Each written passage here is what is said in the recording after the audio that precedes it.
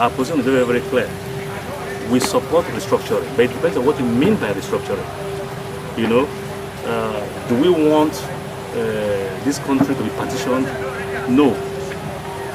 We want this country to remain together, but on terms that are fair, equitable, and just for everyone.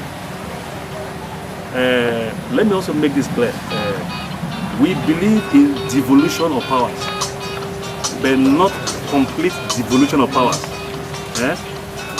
Right now, as a senator representing the Yoruba nation in the Senate, at this particular time, I will not support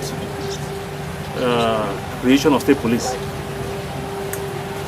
It is not in the interest of the Yoruba people at this time to have state police, created.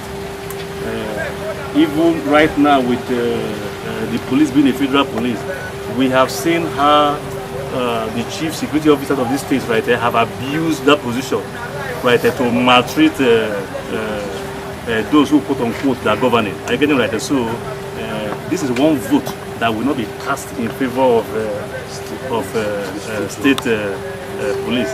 But in terms of decongesting the number of items on the exclusive legislative list, to move the bulk of those items, put them on a concurrent list where both state and federal can legislate right there, count the Yorubas in. We're in support of that. That is the kernel, frankly, of the restructuring. Decongesting the exclusive legislative list and bringing the bulk of those items to the states. And of course, when you do that, you now have to bring the funds that are commensurate with those items so that the states can legislate on them. Because it is clear that there's no way the federal government right there can superintend over all of those items in that place. It was never always like that. You should remember that. But for the intervention of Irancy with its Decree 34, we had to the federal system we're practicing. But for some reason, Irancy felt he needed absolute control at the time. That's why he packed everything to the center.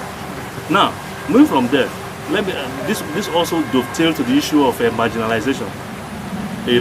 I've always told my colleagues, especially my colleagues from the southeast, I empathize with them.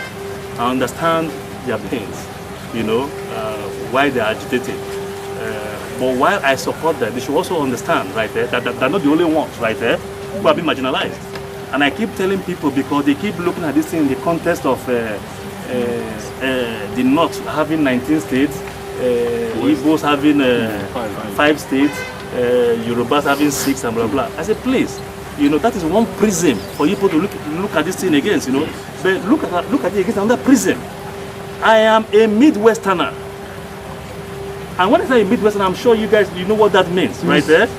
If the Senate of today, where I sit, were to have sat under the 1960 and the 1963 constitutions, right there, where we had 4 regions, 4 co-equal regions. The Senate, the old Midwest, which is today Edo Bendel, we will have one quarter of the total number of seats in the Senate, meaning 1/4 of 109. I'm a lawyer, I'm not a mathematician, I'm sure you guys can help me. You get it right there? But what do we have today? We only have 6 senators. The North that should have had 1/4 like us, right? They now have close to almost 60-something senators. So too the West and the East. And when you even say the East here, right there, my colleagues in the East are quick to remind you that there are only 5 states, 5 times 3, there are 15 senators.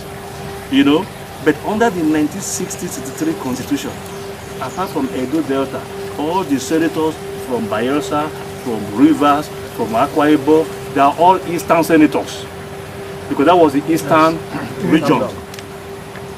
It is we, the Midwesterners, the old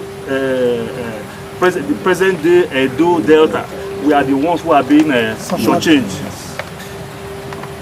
So I've been telling them that, and I also tell them too, yes, that the bulk of the ministers, the key positions are in the North. I said, listen, every region in this country, apart from our region, which is the Midwestern region, a co-equal region, 1/4 in 1963. Every region in this country, they've had the president, they've had the vice president. It is only the Midwest region that has not produced the neither president nor vice president. So as far as I'm concerned, I tell them that after Buhari's turn, the next president, it should come from our region. So the eastern regionals have had their shots. Yes. Not just at Ekweme as VP, not just as Ironsi as president, not just as Jonathan as they've had it. We've not had anything. You know, so that is when people talk about this, they don't look at us. You know, they keep looking at the big majors. They are majors in terms of population, but we are majors in terms of resource generators. So they must also look at us. So I look at it in that context.